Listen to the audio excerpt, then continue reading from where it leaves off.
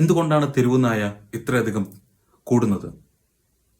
ഇതിനെതിരെ എന്ത് ആക്ഷനാണ് ഇവിടുത്തെ ഗവൺമെന്റ് എടുത്തിരിക്കുന്നത്? എവിടെയാണ് ഇവിടുത്തെ ഗവൺമെന്റ്?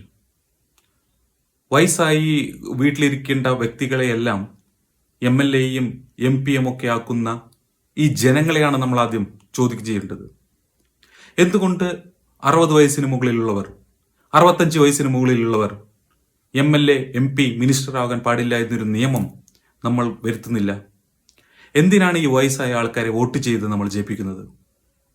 10 പേരുടെ സപ്പോർട്ട് ഉണ്ടെങ്കിൽ മാത്രമേ അവർക്കൊരു വേദിയിലേക്ക് എത്താൻ സാധിക്കുള്ളൂ.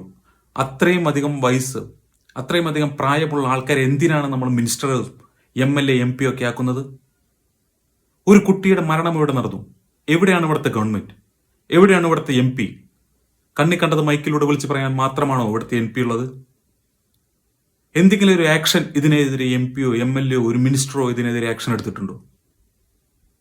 പ്രതികരിക്കണം. നമ്മൾ നന്നായി പ്രതികരിക്കണം ഇതിനെല്ലാം.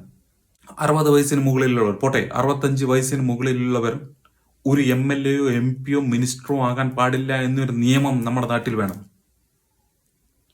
ഈ തെരുവുനായ ആക്രമണത്തിനെതിരെ ഇവിടെ എന്ത് ആക്ഷനാണ് ഇവരെടുക്കുന്നത് ഇതുവരെയായിട്ട്? ആ മരണപ്പെട്ടു.